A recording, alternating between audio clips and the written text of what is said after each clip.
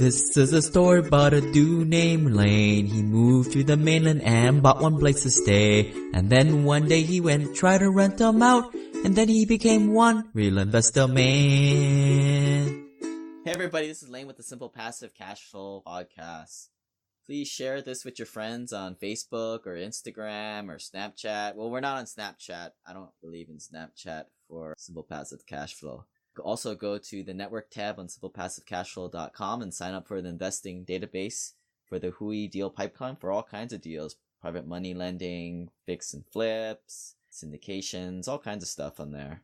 Today I have MC Laubscher from South Africa. He is not from Australia, guys. Let me just point it out. We'll get the deal hunter on here at some point. But today we have MC from Cashflow Ninja. Thanks for having me on the show, Lane. How much simple passive cash flow are you making today, and how are you doing it?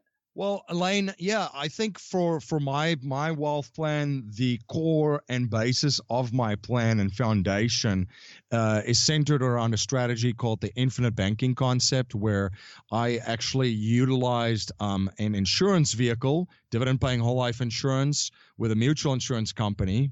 Might get a lot of jaw drops for that, but that's a centerpiece of my financial plan, and that actually produces cash flow for me on the one side, just like in the banking system.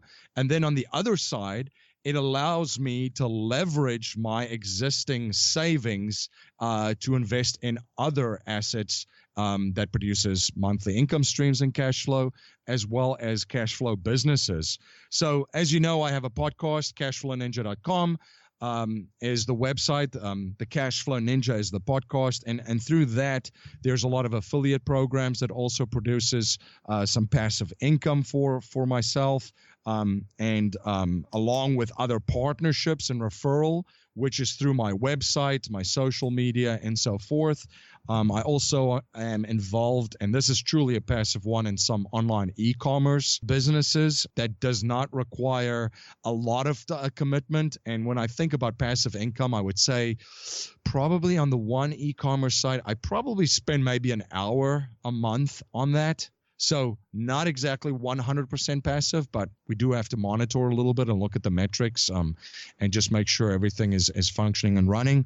And then also I am a real estate investor, so I do get some passive income from real estate interests that I have. Other not so passive income is a little bit couple of startups that I have invested in, which I eventually hope to turn into some passive income. What kind of real estate holdings are you currently doing? Now it's single family and some multifamily interests, so some syndication. Okay, so the single family is just you by yourself on some of those? That's correct. That was actually so just to my background in real estate, I purchased my first property basically straight out of university in South Africa, and this was I'm dating myself by saying this, but this was around 2001, I believe. So 2001 in South Africa.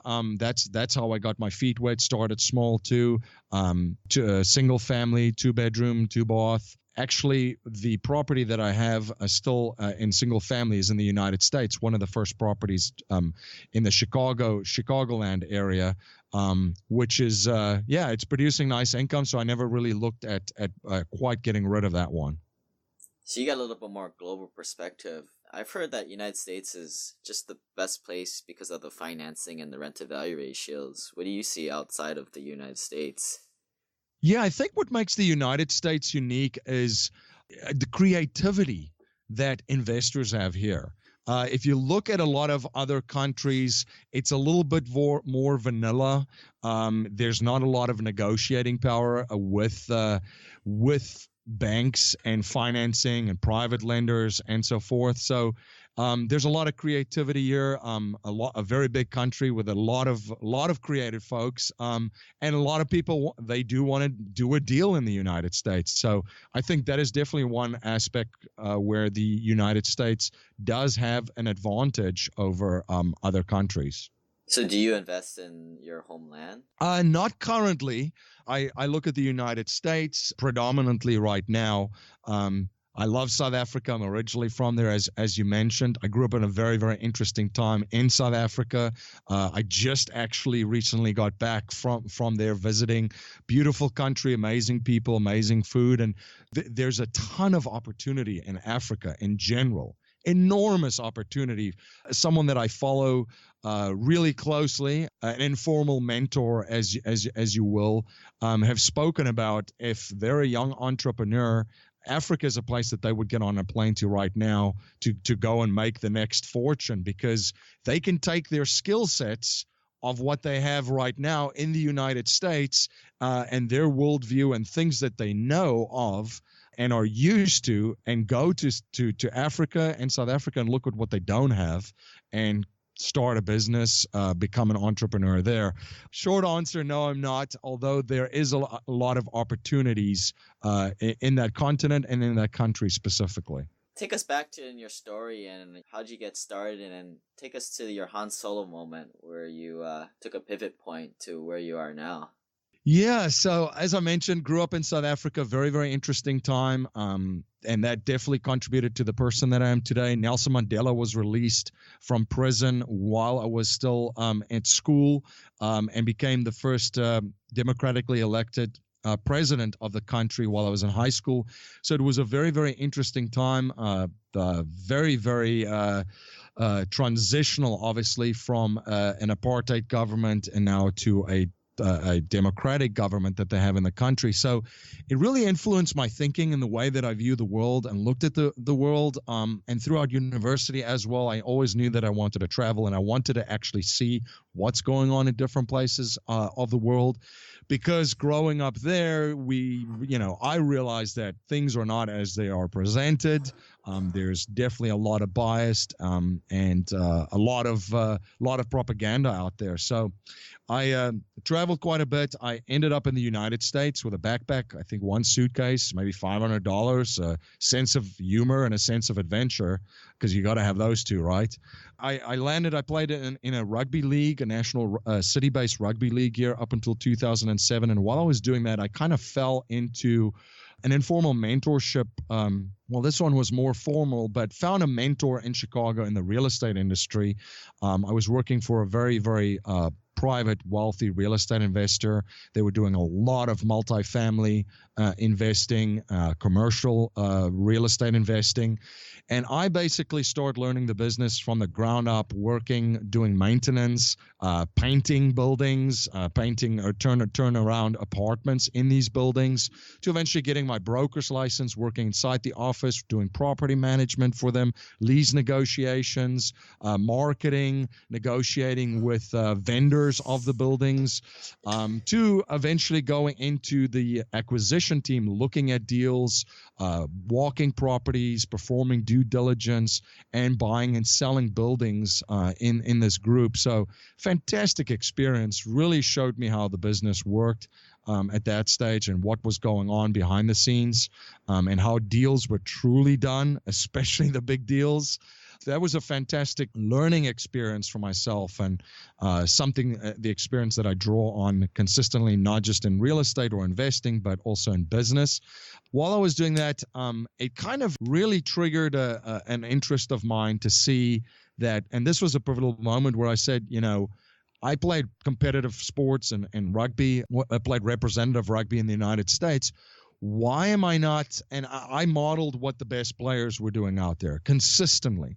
So I figured to myself, I don't understand. Why haven't I just modeled the behavior of the wealthiest people and look exactly what they were doing?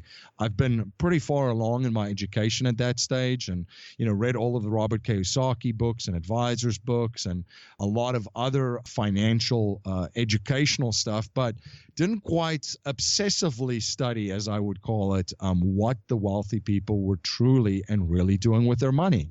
So I started jumping into that. I came around a strategy that was employed in a lot of these family offices that's around the country that I referred to earlier as the infinite banking concept, using permanent whole life insurance products, permanent life insurance products. I fell off my chair the first time I saw that, realizing that this was a centerpiece of overall wealth, comprehensive wealth plan, and actually how to transfer wealth over to the next generation, because that's one thing that wealthy people know, right? They know how to limit and reduce the impact of wealth destroyers, and that's why their wealth grows every single generation. They also realize that the most powerful business system on the planet is the banking system, and employ all of the principles that the banking system executes in their overall wealth plan. And then they also limit and reduce the impact of uncontrollable variables on their wealth plan. So really did that. That was a pivotal moment for me when I discovered that. I employed it in my own life. I saw the power that it brought for me. And from there on, I wanted to help as many people as I possibly can employ this in their own life. So with being a little bit of a self-starter, I have an entrepreneurial spirit and mindset, and being an investor myself, I love working with small business owners, investors, entrepreneurs to basically structure these vehicles in their own life and help them grow their wealth outside of Wall Street. Worst life for business moment, and what did you do after? What was the lesson learned? Oh, worst life or business moment. Well, there've been plenty. I mean, it's not just all rainbows and unicorns, right? I would say that I went through a very, very bad time in around about 2011. And, Lane, when it rains, it pours, right? So the three big things in my life, my health, relationships, and also my monetary wealth financially, all just got blown away at the same time. I was struggling a little bit with my health at that stage, was pretty unhappy of just where I was. I had a failed relationship, and I had a very, very large real estate deal that just that just blew up in my face. So I was out a lot of money, lost most of my net worth at that stage, and that was 2011. Sick by myself and broke, right? And that takes you to a very, very deep and dark place, because you really have to look at the person, look at the person in the mirror. And I think one of the biggest lessons from that for me is, you have to realize where you are at, take inventory in all those areas, and then you have to realize who is responsible for all of this, and that is you. It's no one else, regardless of what happened from a financial standpoint, who the partners were, if somebody screwed you over or whatever it was, right? Regardless of what happened in a failed relationship. And of course, your health, that's you looking at yourself in the mirror. But in all three of these aspects, you have to realize that the common denominator is you, and you're the person that got yourself there, and you're the person that could pull yourself out of that situation and start making changes in your life to get yourself out there. The other thing was that I realized by first taking responsibility for where I'm at and stop pointing fingers at everybody else, and realize that the problem was looking back at me in the mirror was myself, is also realizing that up until then, my best thinking got me to this point. And regardless of where you are in your life right now, your best thinking got you to where you are right now. So huge mindset change moment for me, realizing that if I want to make changes in my life, if I want to have that health that I have and recover from the injury and the surgery that I have at that stage, it all starts with my mind. If I want to have that amazing relationship that I desire, I have to become the person and think like the person that would attract someone that would be in a relationship like that with me. The same with monetary and financial and wealth as well. If I want to have certain things and want to desire a certain life, I have to start thinking like the person that has that life that I desire. So what were some things that you did every day after you looked yourself in the mirror, and what were some of the habits that you started to do to pull yourself out of that? The first thing is you got to get up in the morning. As hard as it was at that stage, you got to get up and you got to get out and you got to start moving. And it's funny that you're a fan of Tony Robbins as well. At that stage, this happened maybe like 2 or 3 months later. I was listening to just an audio product that he had. And when he said that, I'm like, that is so true, because that's exactly what I did. I got up, I started moving, I started doing small things. I was still recovering at that stage from reconstructive surgery. So I started moving as best as I can. I started walking a little bit, get outside.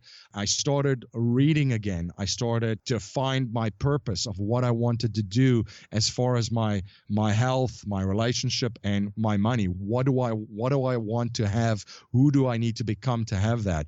And then you just do small things every day. You get up, you start moving, you read, you invest in yourself, your own financial education. You invest in your personal growth at that stage. I read a fascinating book at that stage. I think it's called the 7 Love Languages or something, which is, if from a relationship standpoint, and also in general of just how to relate to other people in business as well. I think it's a fantastic read and really opened my eyes of how different people communicate in different ways. And we don't understand it necessarily because we don't realize what they're telling us and how they're communicating with us. So not just in relationships and business as well, because certain people express certain things differently and they have a different language. So for instance, I would say someone, if you're working in a company or building a business, someone, for instance, they like words of encouragement.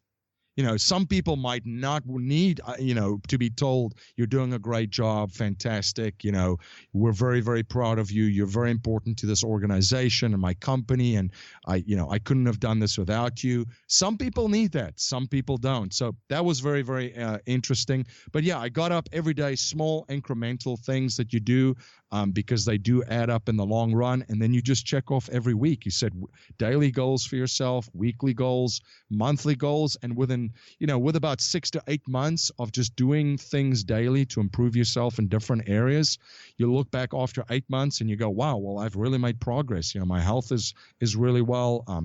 From a personal development standpoint, I've become a happier person, actually a person that another person would want to be in a relationship with again. And then from a business and an investing standpoint, well, I've increased this skill set. I've studied this. I now understand, for instance, how to analyze a multifamily property. So small little things daily done over and over and over is definitely the recipe to success in overcoming a situation like that, which I found myself in. So you would say that the physical movement came before the intellectual movement. That was the catalyst. Absolutely. You're not going to be very inspired by just lying around moping and feeling sorry for yourself. So get out, get some sun, get around people that know you, that know what type of person you are, and that wants to support you. And we've all heard that before, right, Lane? To surround yourself with certain people. You become like the 5 people that you surround yourself with. And I think drawing on family and friends is extremely important, not just in the in-between stages or the happy stages, but especially when you're down and out, because there are people that know you, they know who you are, they believe in you, they know your potential, and they know your story, and they know where you want to go. And those are the folks that'll make sure that you're out of the house too. And I think you mentioned Gary Chapman's book. It's not the 7 love languages, it's the 5. There we go, 5. 7 was just too many. Yeah, exactly. That's just getting too ridiculous. Yeah. Sorry, 5. I don't know why the number 7 in my head, but that's a fantastic read. Yeah, they probably would have made it 7, but it was just too much. Yeah, 5 is enough. I think the takeaway for me for that book was that it's just to get your head out of your own butt, and certain things work for you. It's just more for the other person, and you need to start to be the person who facilitates. And what is the other person? What do they want? Right. It's so true. And you have to think, I mean, in business, right, the world that we live in right now, it is value for value exchange. And that is the way that business is done on in the information age. There's so much information out there. There's so many people online. So you have to provide the absolute most value that you humanly possibly can. And then there'll be a value exchange. And I think from that book is to also realize that you have, to the worldview of abundance, right? From the worldview of scarcity and me and the selfish need and what I want. Well, how do other people communicate? What do other people want? Like Zig Ziglar said, you'll have everything that you want in life if you'll help other people find what they want in life. Explain that a little bit more for people. The whole scarcity mentality is that you live in this world where there's, only so much funds, and you have to save $5 and not have your Starbucks and brown bag your lunch because there's not enough money. And that's just going to start to breed a mindset of, or interactions with other people, of selfishness. Exactly. And that it's an amazing time that we live in and to do business in. And it's quite remarkable because I actually, before I left for South Africa, had a conference call, which most people, if you look at business, would consider them my competitors in my space. But what are we talking about on the conference call? How do we grow this pie? How do we get the message out? How do we inform more people of what we're doing? Because the amount of people that we can serve out there is unlimited in this global economy. So, and that's the big thing that people have to understand.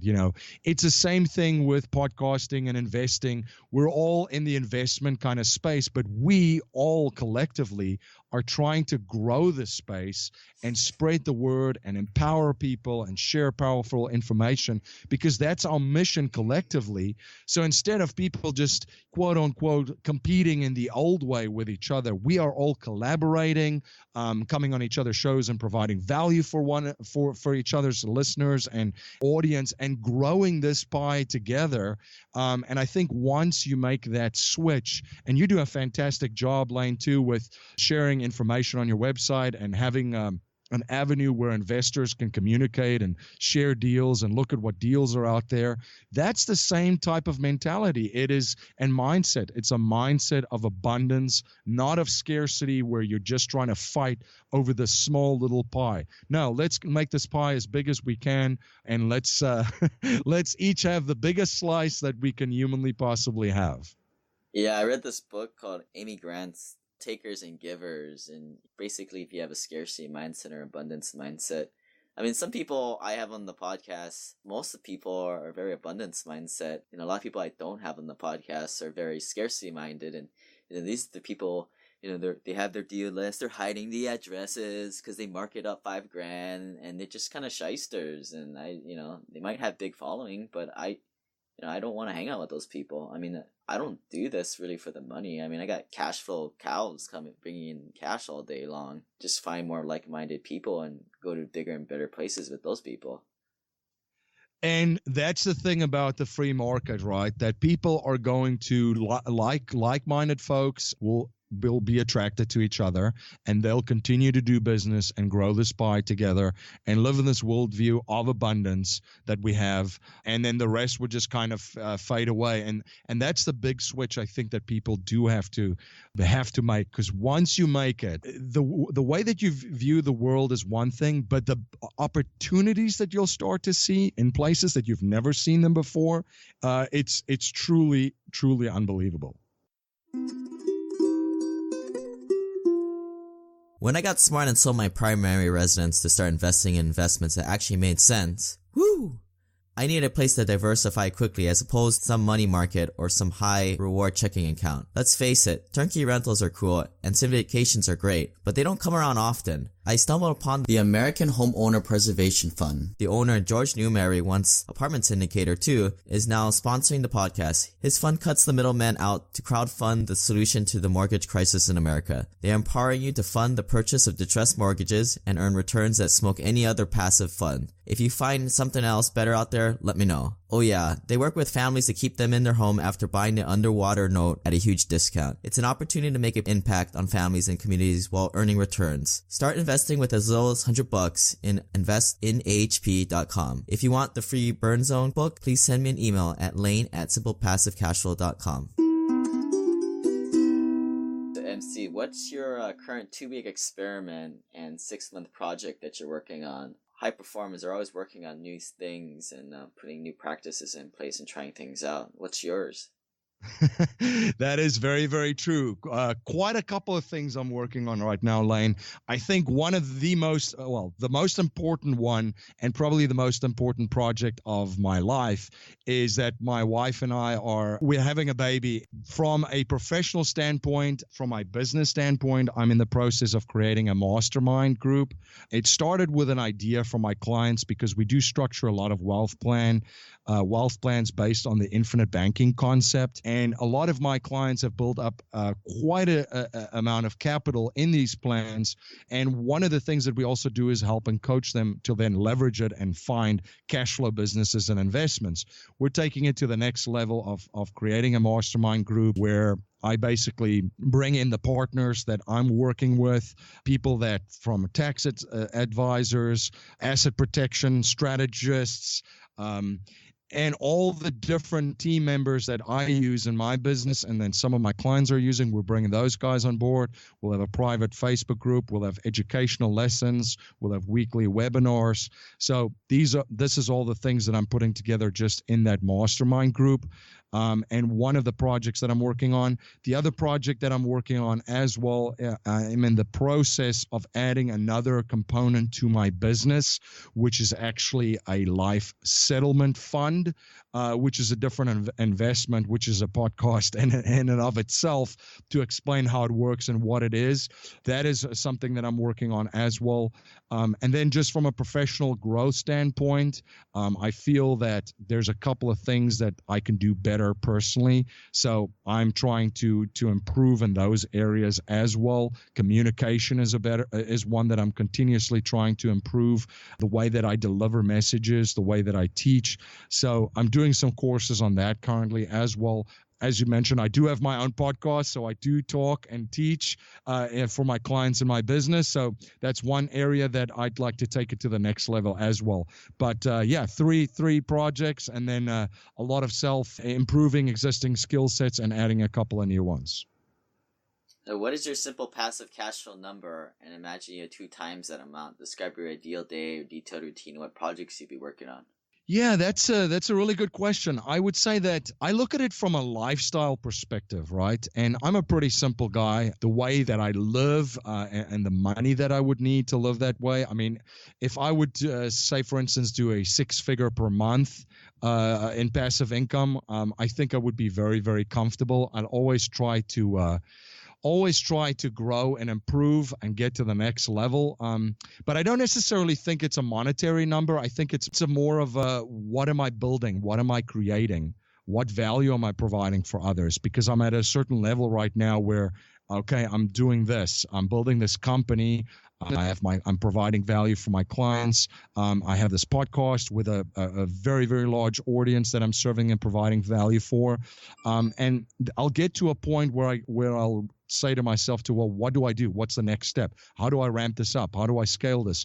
The life settlement fund that I'm bringing on into my own company to take my company to the next level. And because I'm providing more value for others, then obviously that number increases. From an ideal lifestyle, I'd like to get up. I'd like to exercise. I'd like to invest in my own mindset. I like to spend time working on projects that inspire me, that's aligned with my purpose, for 5, 6, 7 hours a day. That's actually one of my goals is, as you know, Lane, when you get started and you build and scale things, we work a lot. We work many hours. It's not a 4-hour work day or a 4-hour work week, but I do like to scale it down and work a little bit smarter, and not just harder. Because my family is, as I've mentioned, growing, and I'd like to spend more time with them, and have a cutoff at a certain time in my day where I said, I've invested in myself with my health. I've invested in my own development. I've served others, worked on things that I'm aligned with and that's in line with my purpose. And now I want to spend time with my family. So that would be an ideal day for me. Yeah, I'm trying to get to a point where I don't spend too much time doing what I do every day. It's a little unsustainable at the moment. I've been trying to get a bunch of VAs working for me. What are some ways that you're trying to just take yourself out of it? Are you bringing on people to help you? Yeah, I'm trying to. So, maybe there's some of your listeners that this would resonate with. That, when you build something, you become very protective over this. And I've learned, through another mindset change that you got to let it go. You got to let it fly at some stage. And that's I'm still in the process of that. That's been the last 6 months of, is what I'm doing right now or what I'm planning to do in the next day or in the next week or the next month really the highest and best use of my time? And if it's not, I try to delegate it to and outsource it. And if I can't outsource it, how can I automate it? And if I can't automate it, I determine is it really adding that much value to the people that I'm trying to serve, and what's the strategic value in my value offering and in my overall operations.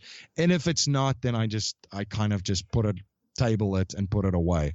So it's hard to do that too, but you've got to take a step out of your business a little bit and just look at it from an overall standpoint of what you're trying to do, who you're trying to serve, and where you're headed with your business. To help model the way for the listener, I've been writing this VA script or instructions to do my bookkeeping. Take the pictures that I upload to Dropbox, put them into this spreadsheet, put it into this column, then drag and drop into this folder to let me know that you're done. It's something I personally have gone back and forth about. Like, I'm going to do it, then I'm going to do it myself, I'm going to have them do it, and do it myself, and now I'm finally committed to having them do it.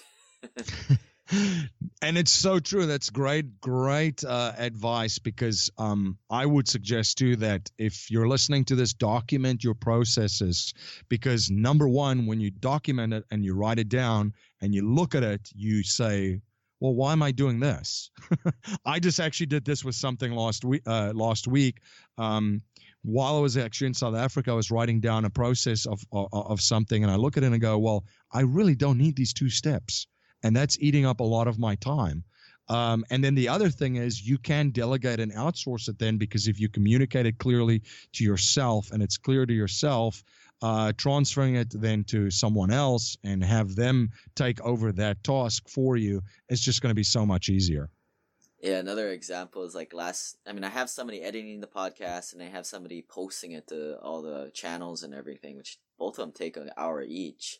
But in the middle, I'm still doing the final edit on the podcast, and just talking with you, making me think that maybe at some point I need to stop doing that. Because last night, I was doing that for 2 hours, where I could have been doing something else more fun, I guess.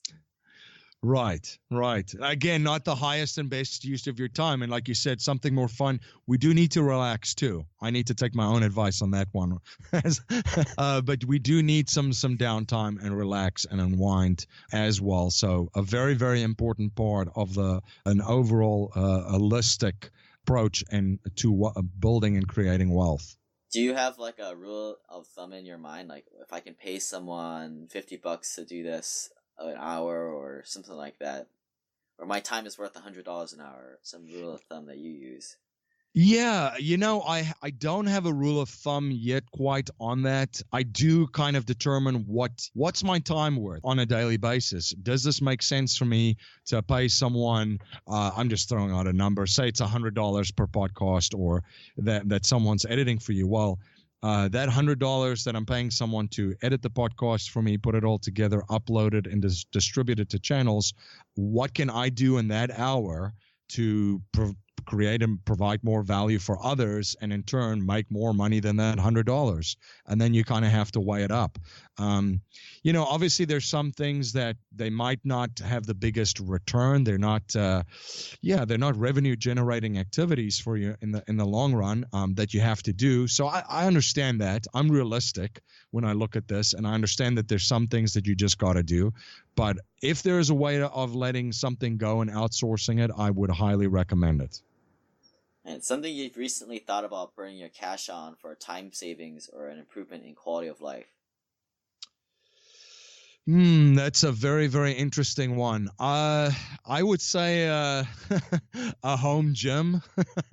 Although I did say earlier that you got to get out and get some sun, right? But yeah, I think that would cut down a little bit on time, just on really extremely busy days, to just have some equipment and a little bit of a home gym to get a workout in.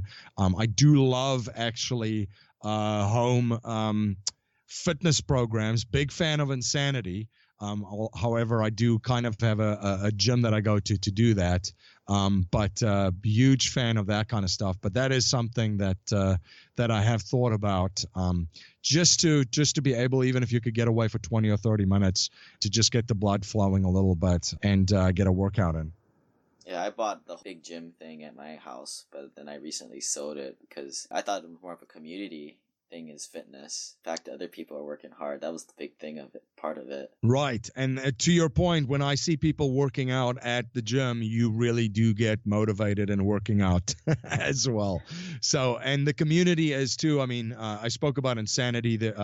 There's actually a gym close near me that teach the classes, and that's a lot of fun as well. It's community, people working out really hard together. So I completely understand that side of it as well. Is something you recently changed your mind on? Because often people's ego, a lot of them, they don't want to do the infinite banking. You know, they just can't see it, right? Yeah, infinite banking is a lot of education has to be involved in it. To educate yourself, it's not an easy process just to grasp right away. I think that, I'm still trying to improve the way that I teach infinite banking and try to help other people understand it.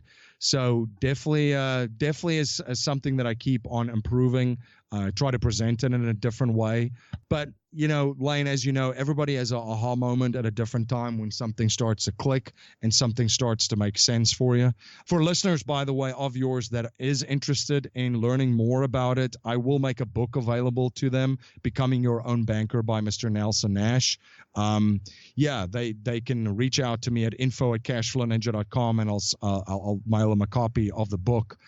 Because it is something that you have to invest a little bit of time in and study yourself to just grasp the concept and the power of the concept. So the last question is the Tony Robbins question, where he identifies two large concepts: the art of fulfillment and the science of achievement.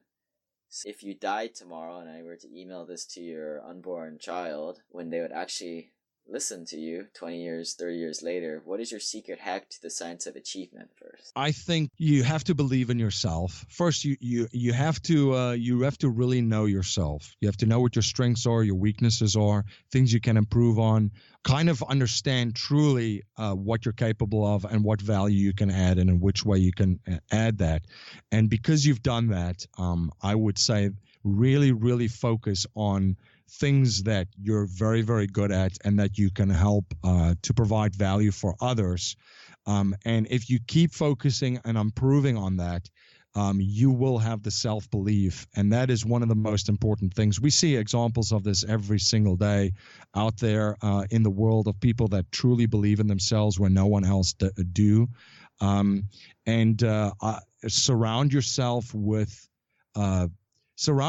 with five people. We know that the number 5 comes up a lot. As you mentioned, the 5 love languages in Gary Chapman's book. But the 5 people that you surround yourself, really pick them. People that inspire you, people that know your purpose, people that will drive you, people that will help you and support you in what you want to do. Because in the end, there's a lot of people that are going to doubt what you're setting out to do and what you want to do, and then there's people that know you and they are going to support you and they are going to be there for you and egg you on and inspire you along the way. So once you know yourself, you believe in yourself, and you have the right community and people around you to support you, I think you're on the right track. And there's a lot of things that you will be able to achieve and get to with that kind of foundation. To finish off, what is your secret hack to the art of fulfillment, which is often harder than the science of achievement?